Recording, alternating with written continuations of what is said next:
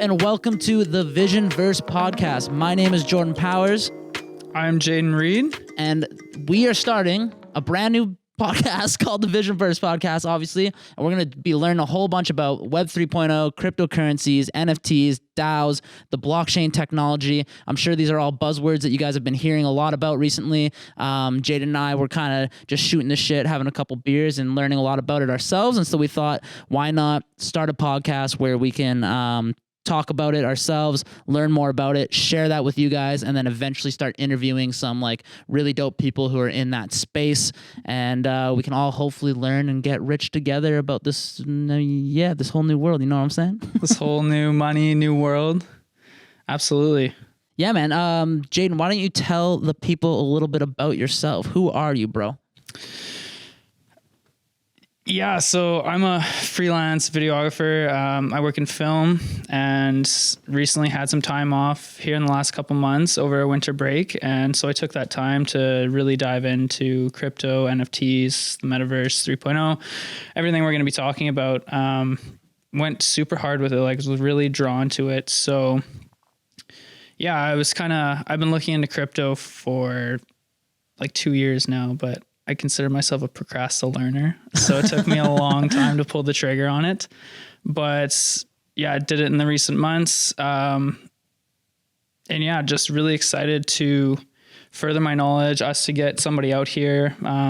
Like you mentioned, we're not experts by any means, but our interest, we're going to share that with you guys. And hopefully you can learn something out of this podcast as well.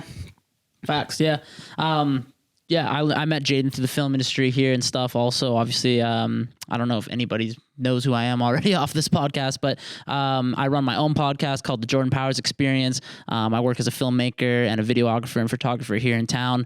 And I think what's most interesting about this whole like Web 3.0 metaverse world is the amount of money and like influence artists are having in this space. And I think that's why probably we were instantly drawn to it. I've been paying attention to like cryptocurrency and stuff ever since about like 2013, right when I was graduating high school. One of my best friends, Aiden Basher, he told me to buy Bitcoin. He was like, throw $1,000 to Bitcoin, man, and in a couple of years you'll be like fucking rich. And I didn't listen to him. Classic story. I wish I would have, man, because what, $1,000 in Bitcoin back in 2013, that'd probably like over probably $250 million, like 250 million. Nah, Billy? Not a Billy. I think 2010, 11, if you put $1,000 in, it was like 600 million or something. My numbers are probably off, but I mean, I know I wouldn't be driving a 1995 Ford Ranger right now if I would have done that. That's for damn sure. I mean, you might. It's a fucking Ford Ranger. But yeah, so I mean, I kind of started paying attention a lot when I saw all the money I missed out on, and also just kind of tying back into the film industry thing. My first film I ever worked on was called The Recall. It's shot here in Vernon, and here in the Okanagan. It had Wesley Snipes in it, and that just got released, right? It got released a couple years ago. But okay. One of the team the camera team came from the United States. They were testing a bunch of new technology at the time because like films can get shot super cheap here in the Okanagan and in BC if you're from America. So they wanted to test out some new technology, and one of those bits was adding on this like virtual reality side of the film.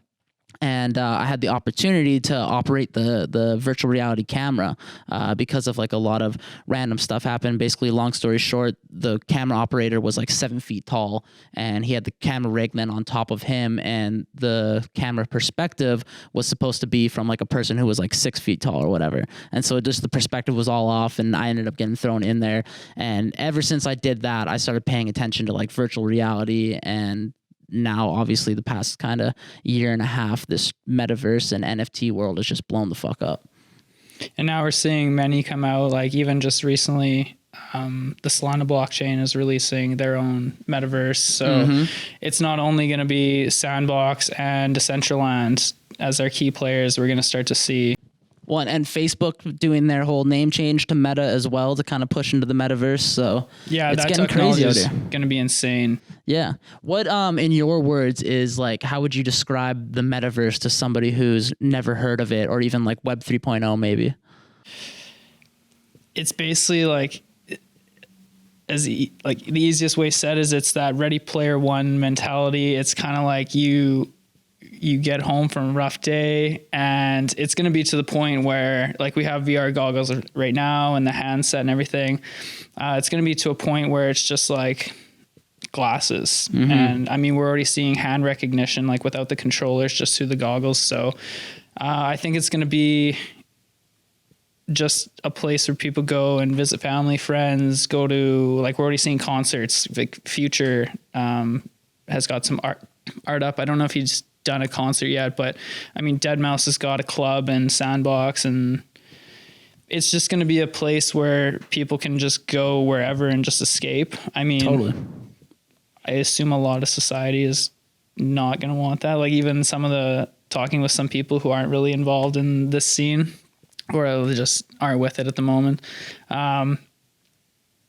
Yeah, they're not interested at all. They're a little nervous for sure. For sure. They don't want society to kind of crumble and be, it just turns into, it's like WALL-E. Everybody's scared that the world's going to turn into WALL-E, where we're all just fat on like this, good life planet or ship or whatever. But no, I think it's going to be huge. There's going to be so much opportunity. I mean, every one of you guys, we're all going to own NFTs in the next 5 years. Totally. Like totally. Everything. Yeah. The best way to describe it is that the new generations, the people that aren't even born yet, they're not even going to know a world without owning digital assets. And all these digital assets are going to be in the metaverse. And I mean, just look at over the past 2 years with the pandemic and everything like that. Zoom meetings have just become extremely common. Some people don't even want to meet in person anymore. They want to meet over a Zoom meeting. Well, in possibly 5 to 10 years, you're going to be able to throw on a pair of glasses and you're going to be able to have a meeting in the metaverse. And, you're all going to be sitting around at a table or like in a podcast room like this, but you're actually going to be there. Like, you're going to be able to see these people standing across from you. You're going to be able to interact with them, shake their hand, feel their hand. Like Meta or Facebook is already coming out with technology to do this. So yeah, the pressure sensing. It's crazy. Yeah. Well, you even thinking of from a business aspect, like the cost, for some of these head executives or, doing a launch for so-and-so company to get all those people together, you're spending not hundreds, but tens of thousands of dollars on flights, accommodation, food, events, blah, blah, like everything, right? Totally. But if you can just drop a location, drop an access code like Zoom, and people just show up. It's going to be stupid. Yeah, it's a no-brainer, So yeah, it's going to be crazy. And I think just to go back to like the very start and kind of like the building blocks of this whole world and where it's coming from, it's good to start and talk about like blockchain technology. And we're eventually going to do like full on episodes of kind of each individual piece or building block that we've identified as being super crucial to this world going forward, and where we're going to see this exponential growth in the technology. But it really is all built upon the foundation of the blockchain. And the blockchain is this type of technology that, at the end of the day, yeah, we're still learning. I can't explain it perfectly. I still don't fully understand it, but the best way I can explain it is it's like all this way that you can just like digitally verify everything, right? So it's like cryptocurrency is all built in there. Like there's like the Ethereum blockchain, the Solana blockchain, and then I guess Bitcoin. Does it have its own blockchain or? That one I'm confused about because I mean, Ethereum, Solana, they're blockchains. Bitcoin came out and is known as more of it's the digital gold, right? Right. So I don't know if it really falls under that blockchain category, if it's more like a stable coin. But yeah, basically a blockchain is just it's a way of storing data and digital assets, no matter what that is. And they're dependent on the last transaction. So if I went and spent $25 on Bitcoin, it's going to give me a code. What is that called? I forget that, like the long 24-digit code is, but that is based off of the one that's come out before that, whoever in the world that might have been. And then whoever buys next on Ethereum or whatever, that's based off of mine. So basically, if there's ever an error or a kink in the system, it'll be caught because it'll affect everything after. Right. So it's one of the best ways for security. And yeah, it's just basically a little cube that holds information in all of our transactions. Like a weird, like, digital cube. Yeah. Yeah, it's so trippy. The technology behind that, like, I still don't fully understand, but I know that it allows us to verify for sure who owns what digital asset. And like the way it was described to me that made sense is like, imagine you're in a classroom and I lend my Sharpie to you. And then you lend my Sharpie to somebody, and then that person lends my Sharpie to somebody, and that person lends my Sharpie to somebody. Well, now I don't know, one, who's got the Sharpie, if it's even my Sharpie anymore, and third, I don't know whose hands it's went through first. I don't know if it was passed to you and then somebody else and somebody else, somebody else. Well, what the blockchain has allowed is that it's almost like there's a giant whiteboard at the front of the classroom now, and I give my Sharpie to you, Jaden, and Jaden has to go onto the whiteboard and write he has the Sharpie, and then he gives the Sharpie to, Claire, and Claire goes up on the whiteboard and says she's got the Sharpie, and then Claire gives it to Susie, and Susie has to go and write on the whiteboard that she's got the Sharpie. And so now all of us publicly can go look at that whiteboard and see exactly whose hands the Sharpie's been passed to and who has it now. And when that translates into NFTs and digital assets, that means that one of the main criticisms of NFTs is like, oh, it's just a JPEG. I can screenshot that. And like, sure, but just like, your favorite rapper likes to put on a $250,000 chain and flex the fact that he's got a $250,000 chain. Well, now your favorite rapper can buy a piece of art, a digital piece of art, put that as their Twitter profile, and we know that that person owns that one specifically. And it's superficial and it's kind of weird at this point in time, but that's how humans have always been. And so it's perceived value, but it's value at the end of the day, right? Yeah. I mean, there's a whole category of NFTs like that. What are they? PFP, profile pictures. Yeah. And that's essentially like the most basic. It's in my eyes just for clout to own that. Totally. I mean, there's a lot of good roadmaps, a lot of good projects and returns. Or it's great artwork. Yeah, but I've been scrolling into different categories and areas of NFTs, and yeah, like music, we're going to see a huge pop. Photographers, I found this one guy, you guys can check him out on OpenSea. I think his page is called like 100 Memories. And he's just got him posted for like 0.25 ETH or something low like that. But it's passive. Like he put it up there and it chills up there, and he's made 30 ETH on that. So yeah, that's roughly 100 grand. Yeah, insane. On 100 photos. Insane. Things like that. And then you look at in the music industry with record labels and stuff, what we've always seen, if you've watched Straight Outta Compton or like any of these, if you know the music industry, how it went and coming into these years, you know that artists they only make about 20% maybe, and the record label's keeping about 80, or on a, I know like 10 years ago or something, when iTunes was popping 99 cents for a song, they were making 3 cents on that. That's insane. So now with this, let's say your favorite artist goes and releases their album as an NFT. Well, you're still going to get that album cover art. That's going to be your NFT. It's going to be a limited time release. So if you're one of the first fans, it's going to gain interest. It's going to gain value. It's turning into an appreciating asset.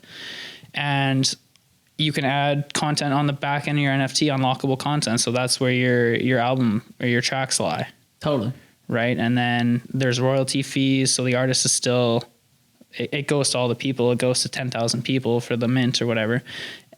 But then every time the people sell it from there, they're getting, 1 to 10%. Mm-hmm.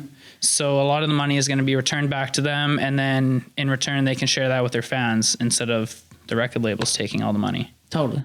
How would you describe NFTs to somebody who's never heard about them, and how would you explain to them why people are, spending hundreds of $1,000s on a photo of an ape or on a photo of this like pixelated character? Like, why are people doing this in the first place? I don't know if I can fully explain that. I mean, there's things that I'm interested in, cars, watches, like things that are expensive that gain value, and can be perceived as clout or, you know, trying to flex. I think a lot of it falls into that, but at the same time, like back to the roadmaps and the, you know, the purpose behind the NFT, it can be going to a good thing. Like we were talking about a guy recently who did something for, it was a dog-based NFT, and, you know, profits went back to the SPCA. So things like that I think are huge, and can be done for a purpose with a message. Like there's a reason you want to buy it. It's kind of like going and buying a 10 tree t-shirt. You know, trees are going to be planted. You feel good about that purchase. So yeah, like these profile picture NFTs, like the main trend that we're seeing right now, I don't know if there's any real reason behind it. Other than flexing and clout and all that kind of stuff. But the core, like the NFT world, it's not going to leave. It's here to stay. We're all going to own them. I mean, yeah, event tickets, anything that you can think that it's worth value or that needs security is going to be a digital asset. It's going to be an NFT. Totally. And it's going to be yours. Like you'll be, like you said, with the smart contracts, the blockchain, you are the owner of that. Yeah, and I think that's the thing that people get hung up on. And I didn't fully understand NFTs and what they were until I really started looking into like the Bored Ape Yacht Club. Obviously, like one of the biggest NFT projects out there right now.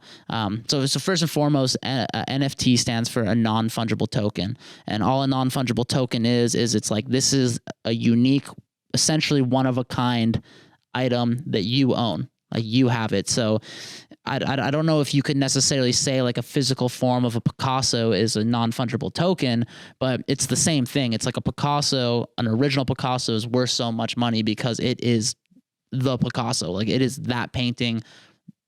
And that's people hold value in that. And so where NFTs get really crazy from a digital asset point is you can now, like we said earlier, confirm that somebody owns this digital asset. They're the ones that bought it first. Everybody can see that publicly.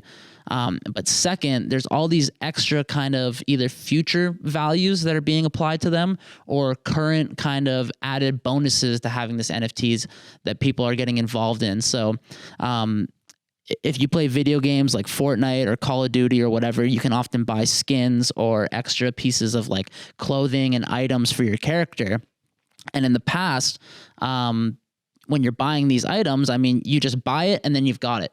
You can't sell it. You can't trade it. Locked in the game. It's locked in the game. You can't become a super influential, sick Fortnite player and then everybody be like, yo, I want to buy the skin that he has, but I want his, just like you would go and buy Michael Jordan's sneakers that are signed by him. Like that holds value to people and a ton of value.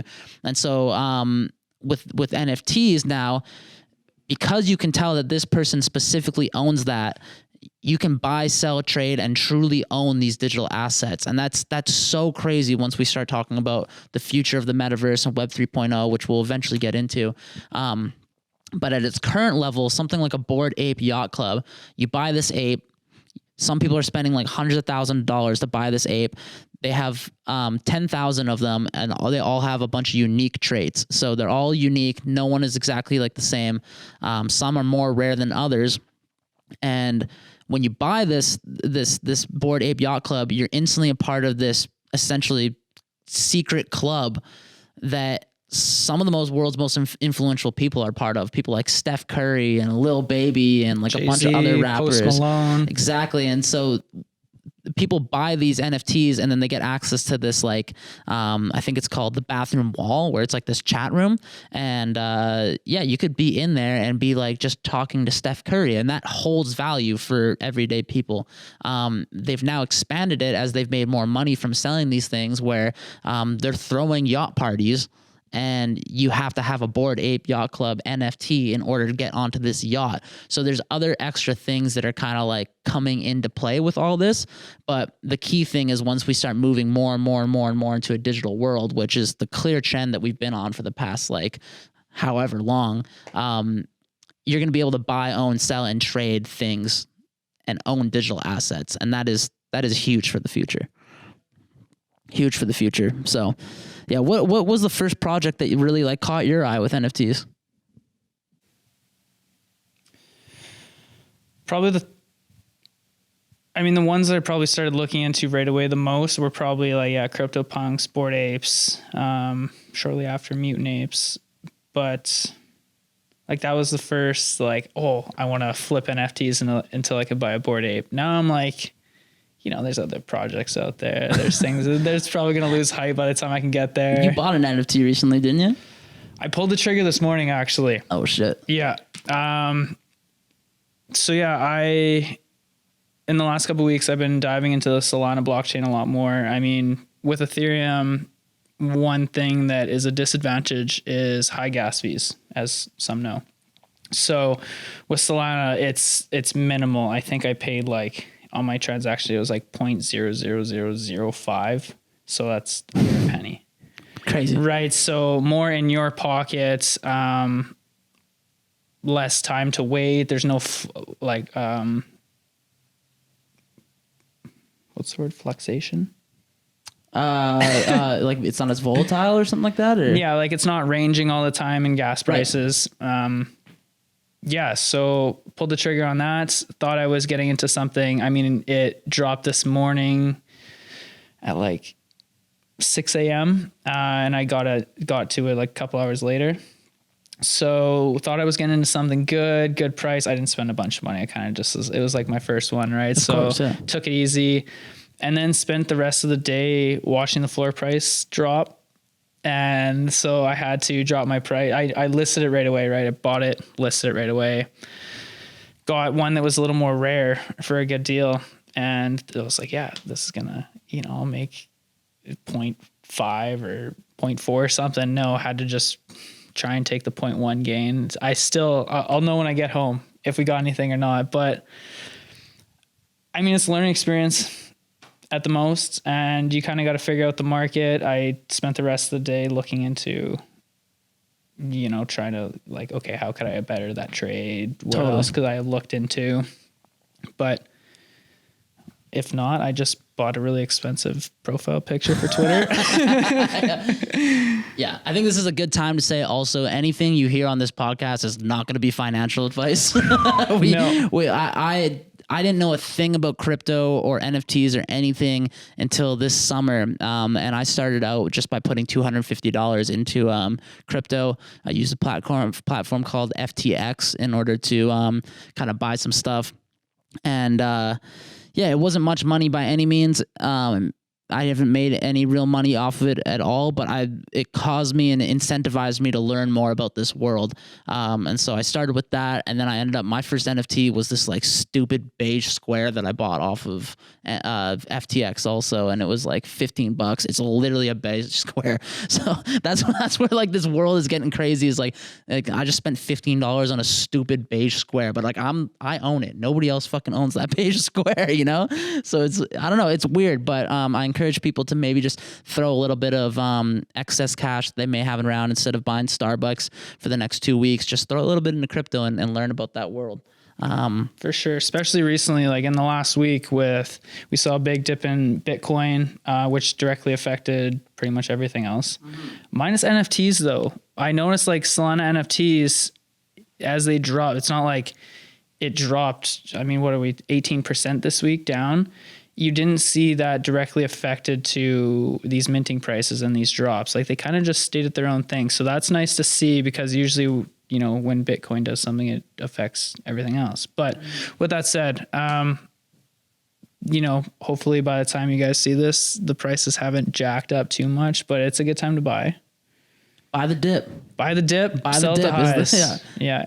Yeah, cool. Well, we're going to take a quick break. And when we come back, we might dive into a little bit about these cryptocurrencies that we're talking about, Solana, Ethereum, Bitcoin, explain them a little bit. But like I said, we're both just learning about this world. We're not experts in this space at all. So we're going to be having people on in the future that can like really dive in deep and explain this shit to you guys. Yes, sir. Because we're here to listen and learn about it too. So yeah, we'll hear from None of our sponsors. I was going to say, this is where we'd usually have a sponsor, right? And we'd shout somebody out.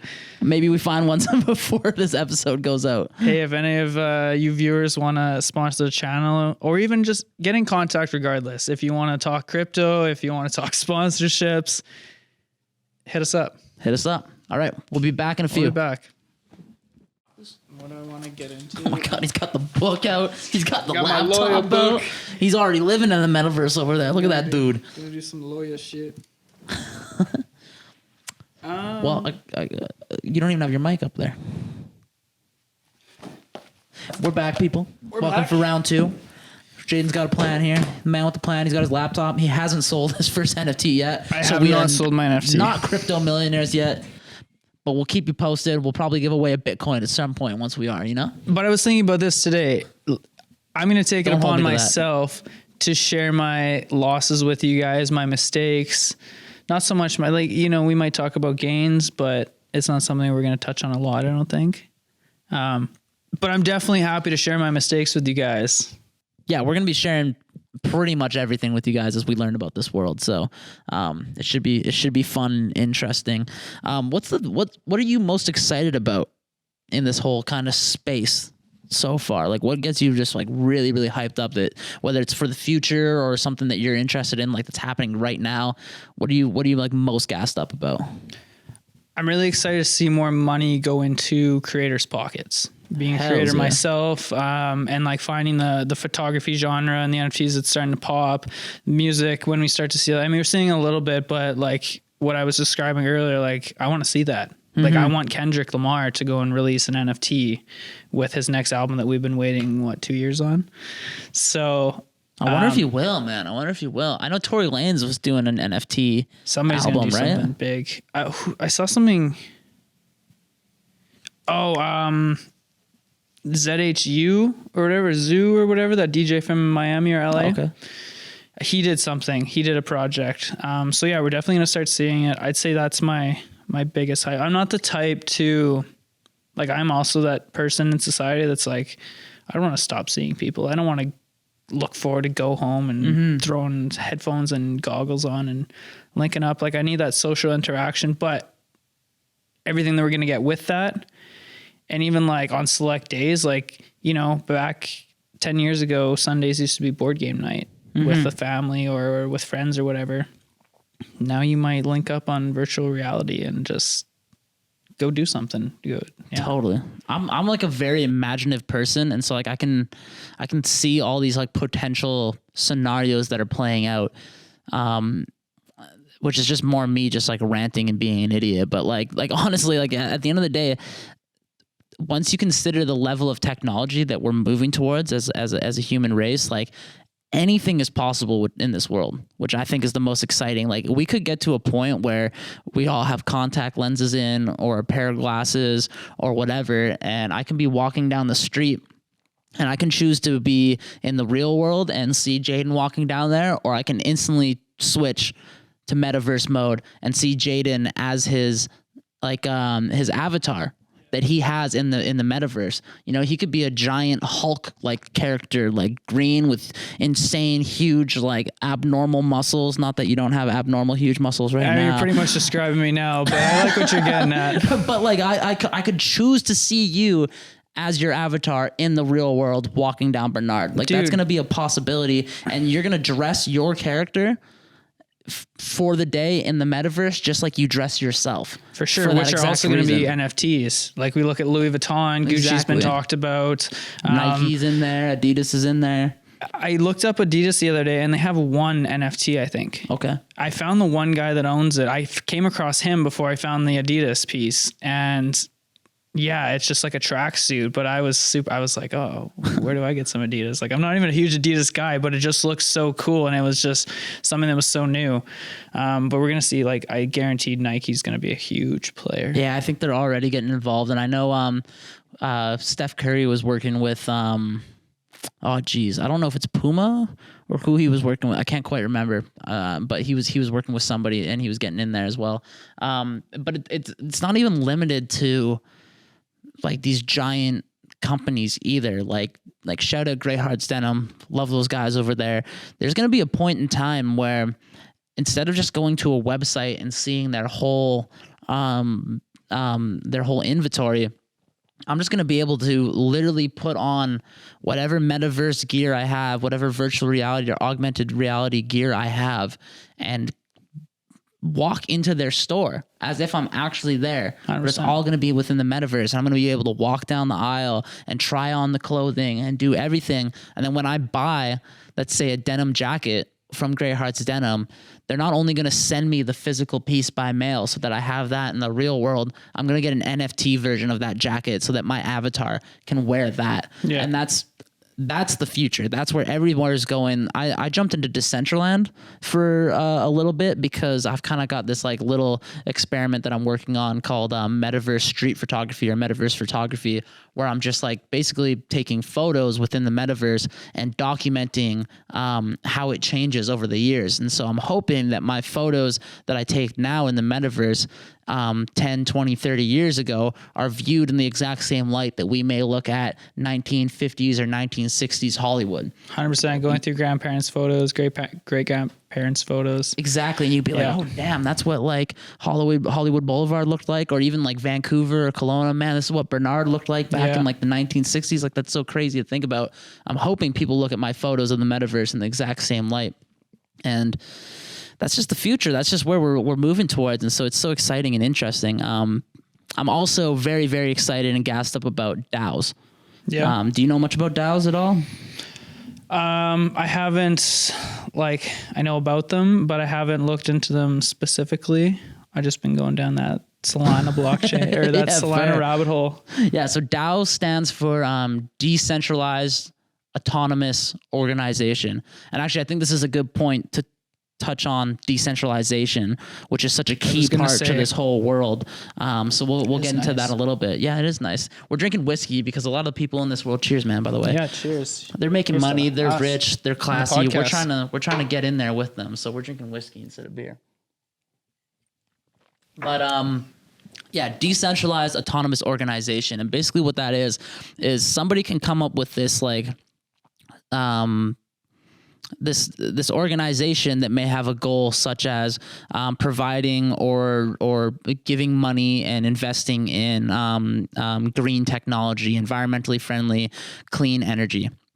And so you can go out there and you can create a smart contract, and this smart contract is bounded by the blockchain. So it's public. Everybody can see it.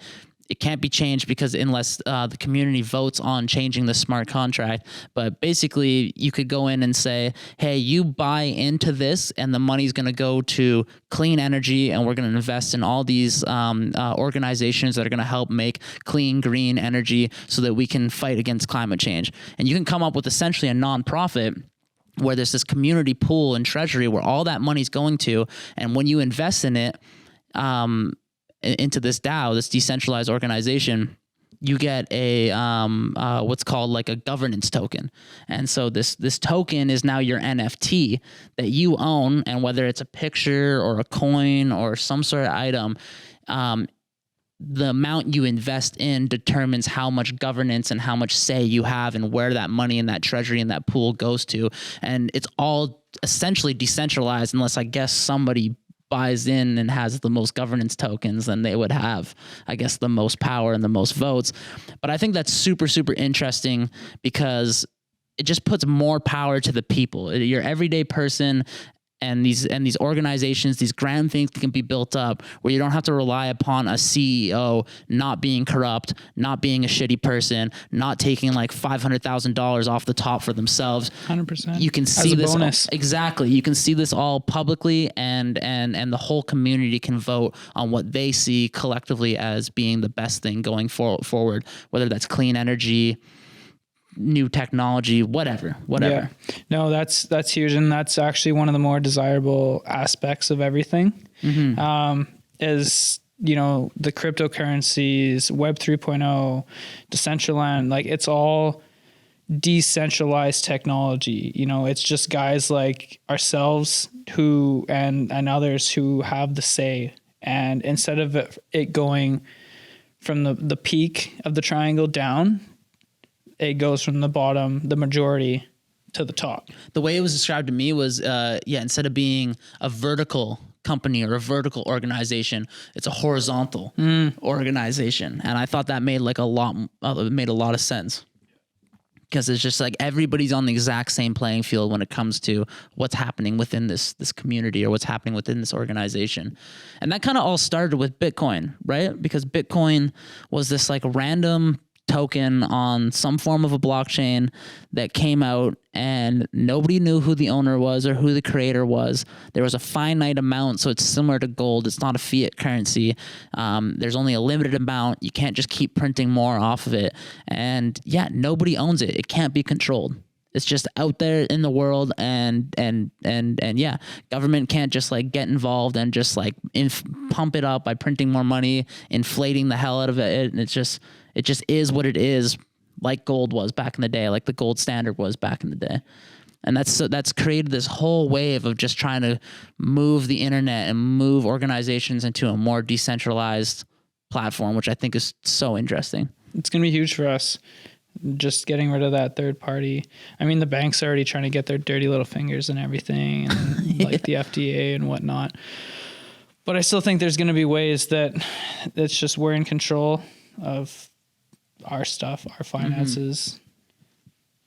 And it's interesting, man. Like there is, I haven't seen too many people who are criticizing this whole world or who aren't buying into it that are like worth their amount in salt. You know what I'm saying? Like, other than this guy, Peter Schiff. And I think people should go and listen to Peter Schiff on the Impulsive podcast, Logan Paul's podcast, because Logan Paul is one of the main players in the NFT world, as well as like Gary Vee and stuff like that. Doing big things. Doing giant things within that world. But Peter Schiff is a hardcore capitalist. I first heard about him when he was at the Occupy Wall Street movement that was happening in like the early mid 2000s.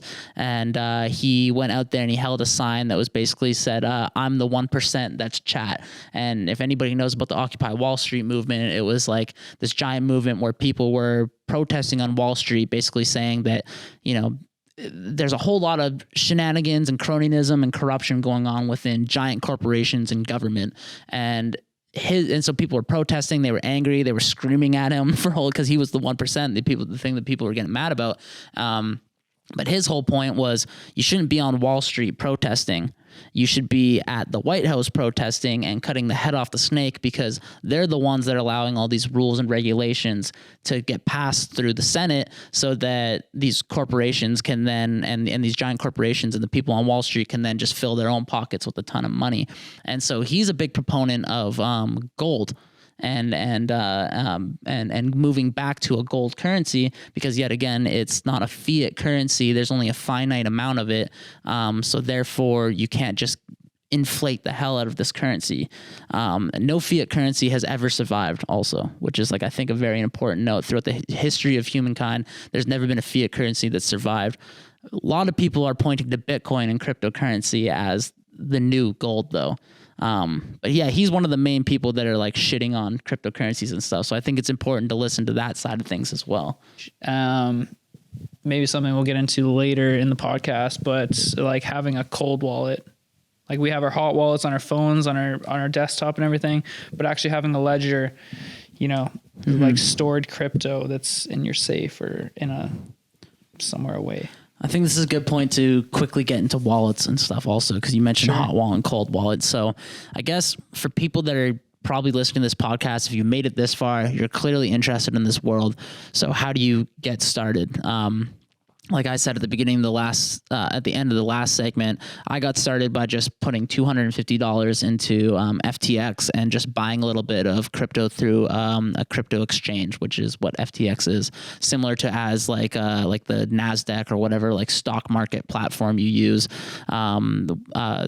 You can buy stocks and just like go through there. FTX can do that for crypto, so you can buy these currencies and hopefully sell them at a high price at more than what you bought it at.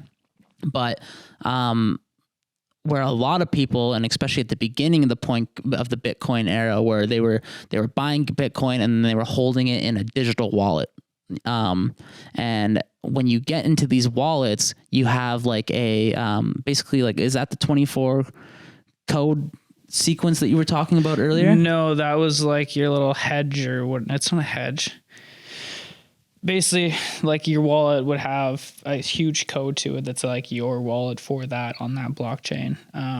And you need to remember this code.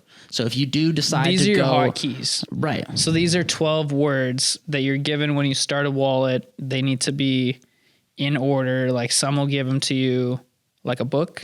Some will give them to you in rows. But regardless, like that first number, that first word has to go. Like if you read it like a book, but then you go to like recover your wallet later on and it's this way, we'll just know that like 1, 2, 3, and they have to be in perfect order. That's how you kind of recover your wallet. And if you lose those, anyone has access to your wallet. Totally. Can you quickly search up like what a crypto wallet is? And exactly like, so I use MetaMask. I don't have really anything in it right now. But this is where people are holding their NFTs. This is where people are holding a lot of their cryptocurrencies. And there's like crazy horror stories of people who have like bought an insane amount of Bitcoin like way back in like 2013 or earlier, like we were talking about, and they literally forgot their passcode. And so they are like essentially millionaires, maybe even possibly billionaires, but they're not because they can't remember their passcode, their safe key in order to get into their crypto wallet. And so this money is just sitting there and just floating. And so it's important if you get into this world, when you start your first crypto wallet and you start buying stuff, make sure you write down your passcode, make sure that you have it somewhere safe, probably multiple copies of it, but also don't make sure it's public because then people can get into your crypto wallet and they can do whatever the fuck they want with it. But yeah, so what is a crypto wallet? I mean, I'm not really getting a clear answer. A clear definition. Oh no, here's the definition. Crypto wallets store your private keys, keeping your crypto safe and accessible. They also allow you to send, receive, and spend cryptocurrencies like Bitcoin and Ethereum. I don't know if there's a wallet that we have access to in Canada that I haven't downloaded. You did it the easy way with FTX. Oh, buddy, my little folder of my apps, I've got ShakePay, which is what you guys will want right away for Canada. MetaMask, Binance, Coinbase, Ronin wallet, just got a Phantom wallet. And I've just been jumping through hoops trying to send money. Today, when I tried to buy this NFT. Yeah, explain explain the whole thing of how you went through it. I was just doing my morning routine, sipping my coffee, checking up on Twitter, getting the crypto knowledge for the day, checking market caps and trends and everything. And then was on Magic Eden, which is a Solana-based marketplace for NFTs, and was looking at some of the ones that were trending. And so I thought that I knew that this is either going to be a bad idea or a good idea. So it's basically a Solana knockoff of both Bored Apes and CryptoPunks. So it's called Ape Punks and they're pixelated. And so like they were doing good. I was looking at like the change in price in the 24 hours, the 7-day market cap. I was checking everything and I was like, yeah, this seems like a fairly good buy. And like people are onto these knockoff things right now because they want to own a Bored Ape or they want to own a CryptoPunk, but can't. So they're buying these knockoff ones. And I was like, yeah, I'll try and get a little flip here. And, but I hadn't bought any Solana yet, because I've been still trying to figure that out. Read some bad reviews about Phantom Wallet, so was kind of timid to get that, but really one of my only options. So yeah, I ended up just doing it, sent $10 just to make sure that it went to my Phantom Wallet, and then went to go send the remaining amount, and then it just got lost in cyberspace for a bit. So for like 20 minutes, and like I was saying earlier with the zero gas fees on the Solana blockchain opposed to Ethereum, things are quick. They're instant almost. And so for 15, 20 minutes, I was just straight anxiety, sweating. I'm like, of course, on my first one, I just my first transaction. Yeah, it was basically like a security thing. It wanted me to validate my identity. So I had to do that. And then shortly after it went in, and then I was like, yeah, I can still buy this. But there was not as much hype as I thought. So well, and that's what's so interesting about this space right now is nobody really knows what's going to blow up in the future, and so everybody's trying to figure out like what the next big thing is and what the next big thing is. And what I've been reading a lot about is just like reading the white papers of what these projects are, and a white paper, to the best of my knowledge, is essentially like this roadmap of where what it's almost like if you were going to invest in a company, what is like the business plan? How do they? What is the goal going forward? How are they going to get there? What are they going to do? And so that's the white paper, the best of my knowledge. Like an incentive to why you want to buy, why you would want to buy this. Yeah. And a lot of people honestly just are basing it off of like the artwork at this point, because that's kind of just like flashy and what's catching people's eyes. But yeah, so going back into like those wallets and stuff, that's just where everything is being held. And there's a bunch of different versions of that. I use MetaMask to get into Decentraland.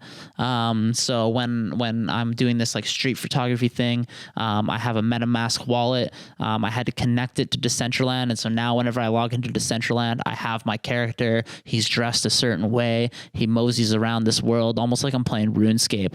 And I think that's what's so interesting about this world also is like we grew up playing video games like RuneScape, like Skyrim, like Grand Theft Auto, like Call of Duty, like Fortnite, as soon as you jump into one of these metaverse worlds, if you've played any of those games, I think you'll instantly understand what's happening here. This is challenging for me because I was never that kid. Like I've never played RuneScape.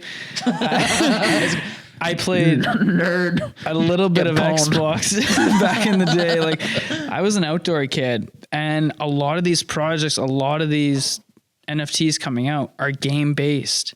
They're play to earn, and I don't have a freaking clue.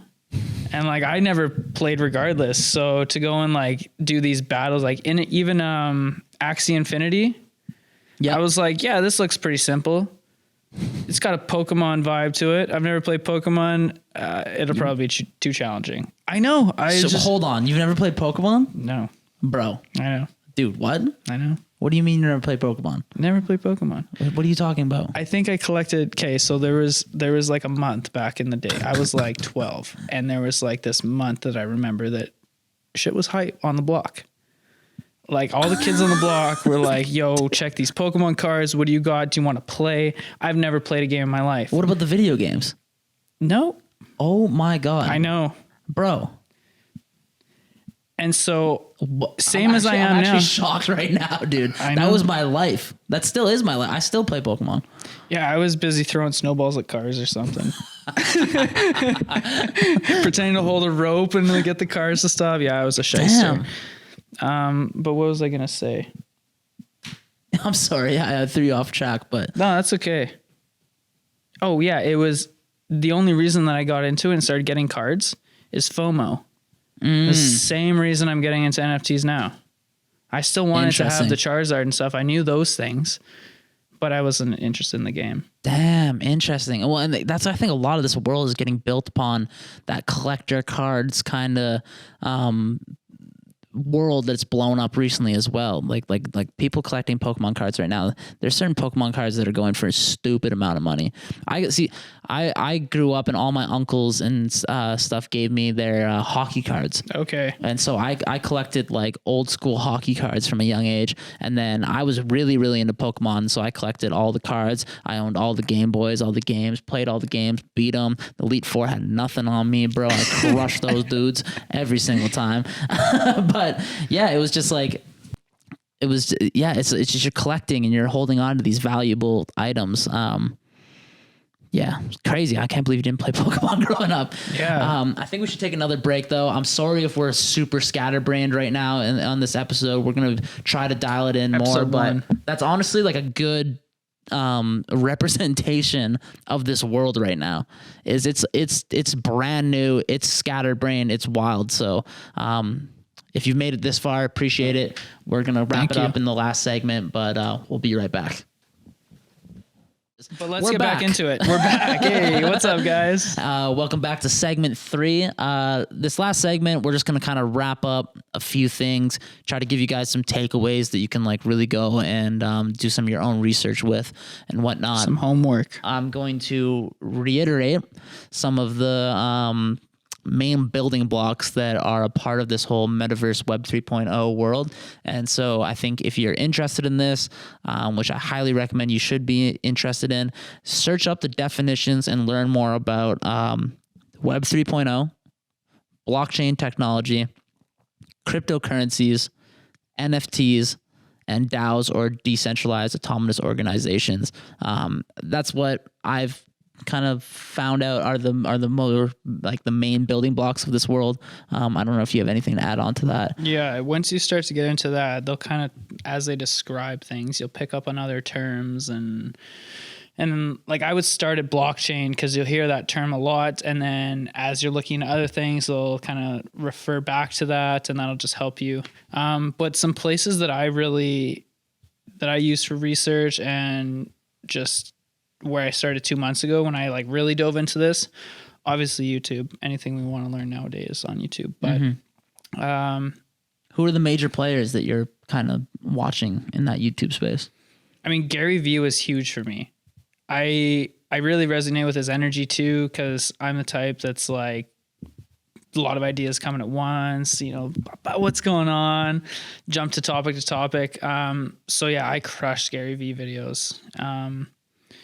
As much as I don't like Logan Paul, he's a big player in the NFT game, and Impulsive is pretty good for talking about things like that. I'm a big fan of you, Logan Paul. If you ever want to come on the podcast today, don't listen to this guy. But I'd still love to meet you, get you out here.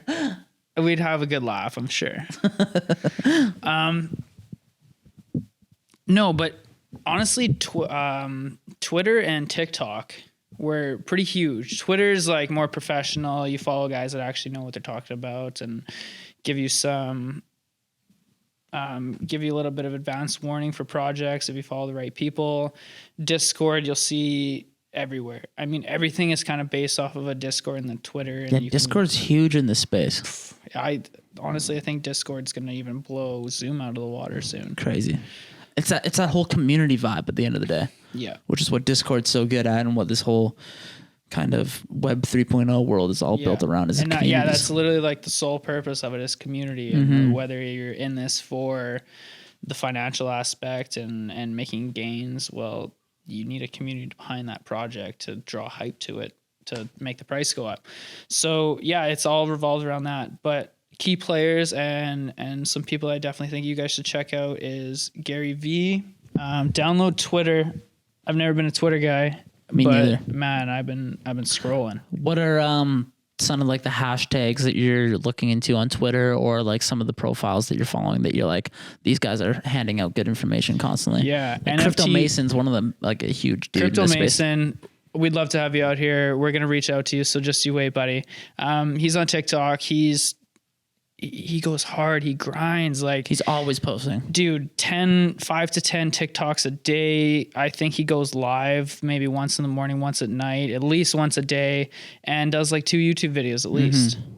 And that's just the platforms I'm knowledgeable of. Yeah, I've been following like Bored Ape Yacht Club, and obviously Gary Vee, Logan Paul, Tim Dillon seems really big in that space. The comedian, he just like explained it kind of all to Joe Rogan, like buying like digital property and stuff. But also, oh shit, there was one major one that I wanted to remember. I forgot it, but you go and then I'll think of it. This guy that I found, I'm trying to find the regular, like the podcast name that he goes on. So there's this guy, his name's the Nifty Alpha. It's usually 2 to 3 guys. I forget the main guy's name or his handle, but yeah, he gets this NFT Nick out. He's crazy smart with his calls and his selections. So he's huge, big player in Ethereum and Solana. So go check that out. The Nifty Alpha. NFT Nick.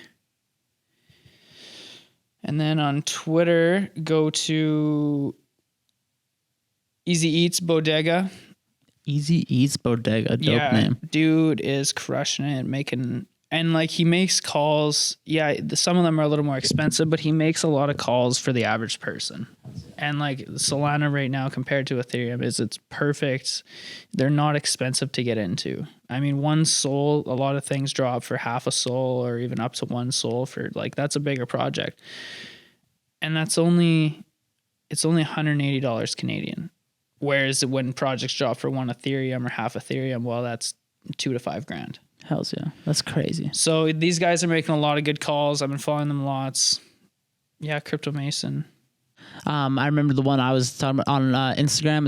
It's literally just the Metaverse, but it's spelled METAV and then the number 3 RSE. And in their bio, they say the source for Web3 NFT news, updates, analysis, and culture. In 5 years, you'll be wishing you paid more attention to this page. And I couldn't agree more. They're constantly dropping just like the hottest news in there. Right off the top here, there's like Robert De Niro launches NFT that changes with the price of Ethereum. Nas is giving streaming rights to 2 songs to his fans as NFTs. PayPal says it's exploring a stable coin.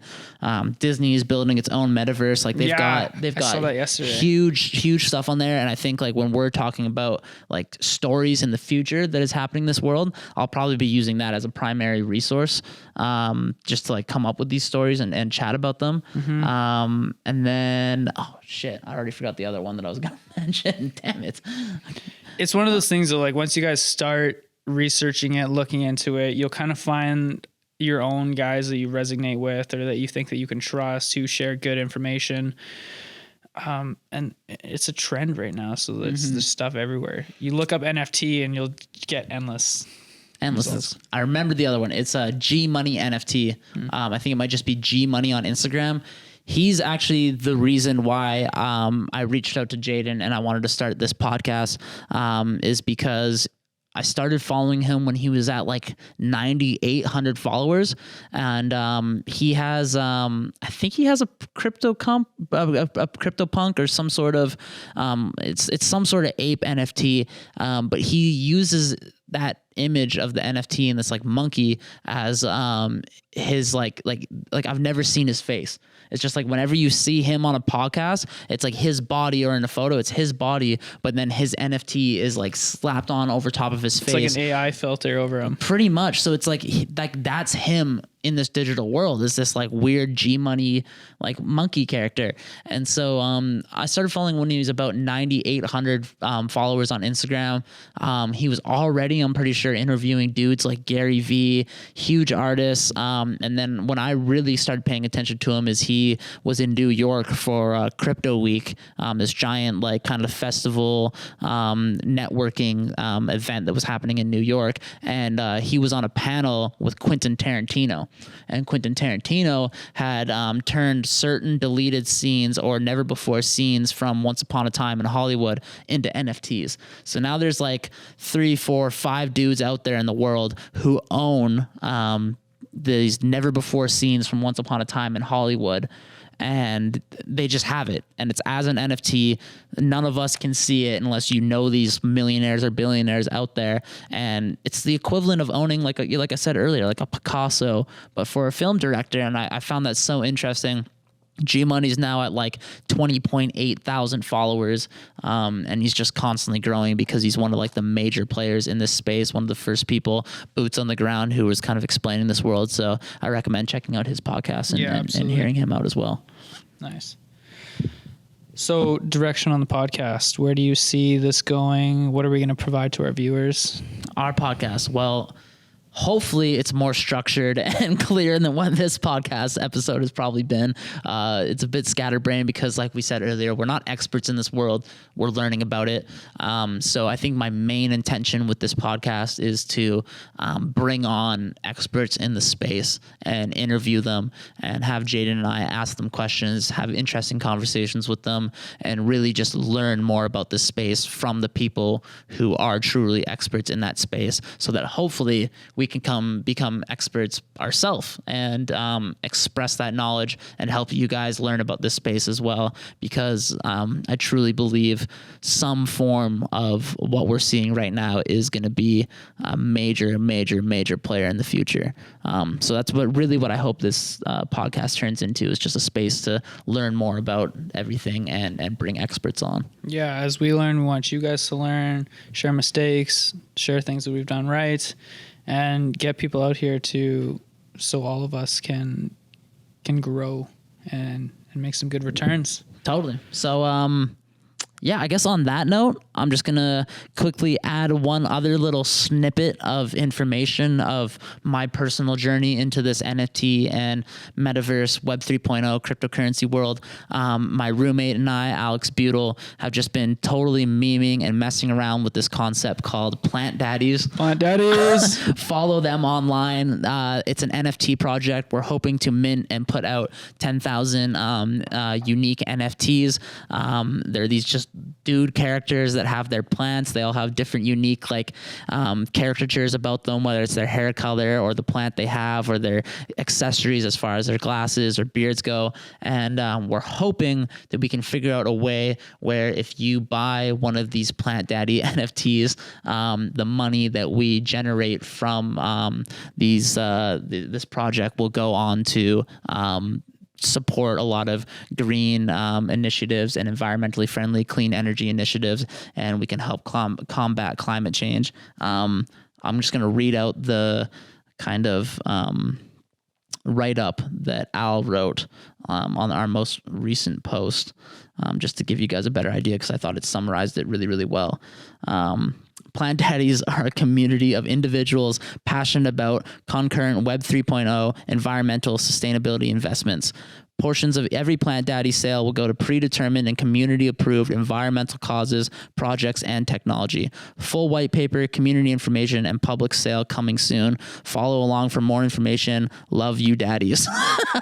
And a little note at the bottom, the Plant Daddies that are portrayed on the promotional content do not necessarily represent a generated Plant Daddy. Layer combinations will be algorithmically, I can't pronounce that correctly. Algorithmically. There it is. Completed prior to sale, and process information will be publicly available.